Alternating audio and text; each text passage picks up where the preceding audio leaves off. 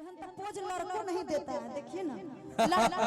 आप जवान है, ऐसा पोज अभी देते हैं, अभी से खत्म हो गया ये पोज। अरे नहीं, सीखिए। ये जो है ना, ये पोज कहीं और से आ रहा है। सुनिए, पावर कुछ गया है इनके। भैया सुनिए कि कभी कभी बुजुर्गों में भी इसका सिलसिला होता है, कि कभी कभी बुजुर्गों में भी इसका सिलसिला होता है, और आम तब तक मजा नहीं देता अंतराजी जब तक पिलपिला नहीं होता है ना। क्योंकि सुनिए, जो नौजवान नहीं देखते हैं वो बुजुर्ग देख लेते हैं। क्या देख लिए? पहले सुन तो लीजिए। जो नौजवान नहीं देखते वो बुजुर्ग देख लेते हैं। अच्छा। और उम्र के हर मोड़ पर अपनी गाड़ी को ब्रेक देते हैं। ये बुजुर्ग, इनको बुजुर्ग मत समझिए, मौका मिलने पर किसी के तवे पे अपना रोटी सेक लेते हैं। देखिए ना, लग रहा है कि मतलब एक्टिंग कर रहे हैं, जैसे जैसे शायरी बोल रहा है। दादा रे दादा, देखिए पावर में, पावर में। जब बुजुर्ग में ये पावर है तो जवान सब में क्या होगा जी? बाप रे बाप, ये बोल रहे हैं हमरा से कम में होते हैं। देखिए अखिल भारतीय बिजली कॉर्पोरेशन कि जाता ने ससुरा जानो बाए बाए बाए, जिया व्यास आ जन करी हो हमरा खातिर हाय हाय हाय। अरे जिए के पड़ी तोरा आयब हमरा बिन, अरे जिए के पड़ी तोरा आयब हमरा बिन। कि तोरा ससुरा में, लेकिन लड़का ना हो यहाँ के भवानीपुर के भिट्ठा के लड़का। अच्छा, ये सब भी कहता है कि तुम हमको लड़का का छोड़िए, यहाँ देखिए बुजुर्ग भी कहीं दादा सीना पर के ठोक रहे हैं। अरे जिए के पड़तौ तोरा आयब हमरा बिन। तैयारे नहीं, जिए में गई नहीं, तारे पे दीवाना हो गए का। इस सब पे दीवाना हो जाते हैं। कि तोरा ससुरा में जाके हम भैया, कि तोरा ससुरा में जाके हम किनबौ जमीन, और वही बैठे बउआ का चाची के मशीन। अरे जिया व्यास जिया,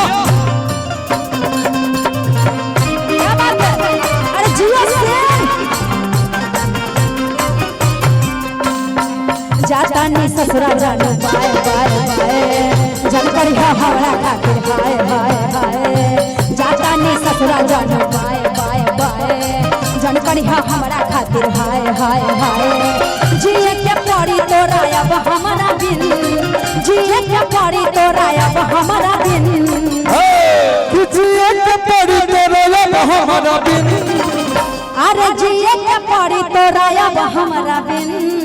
अरे जिया तोरा ससुरा में।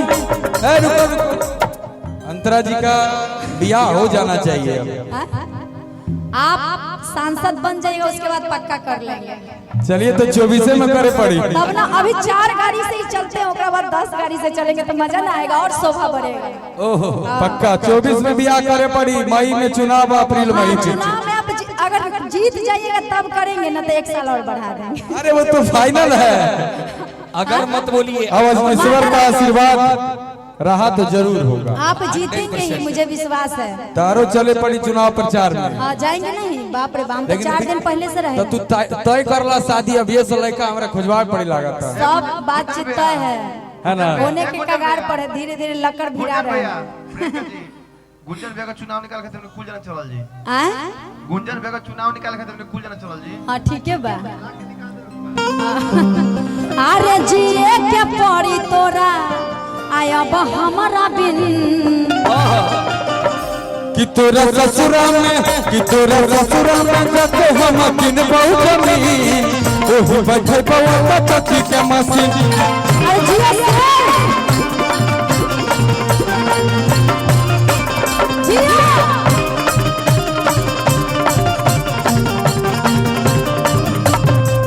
दिल धड़कता, दिल धड़कता, केहू के प्यार में, केहू के प्यार में। अरे जिया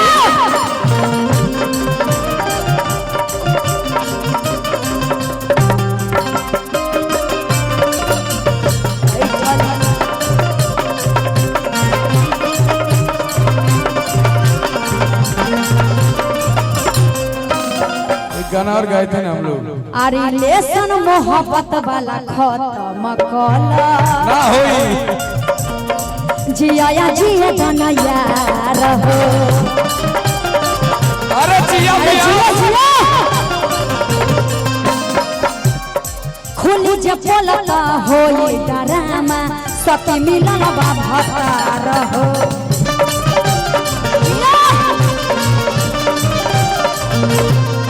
हमर रानिया के दिल जानिया के क्या बात है?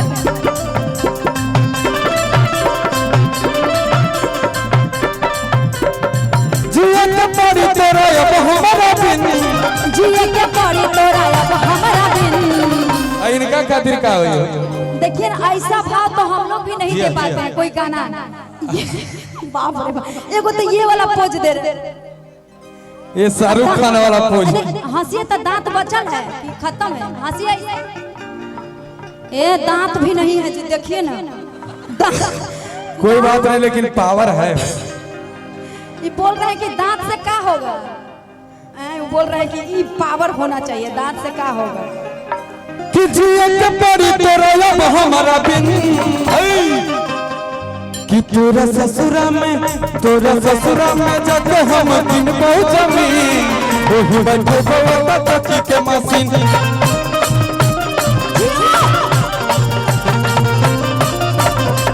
तोरा ससुरा में जाके हम दिन पहुंचमी ओही जब चले बउआ ता चक्की के मशीन।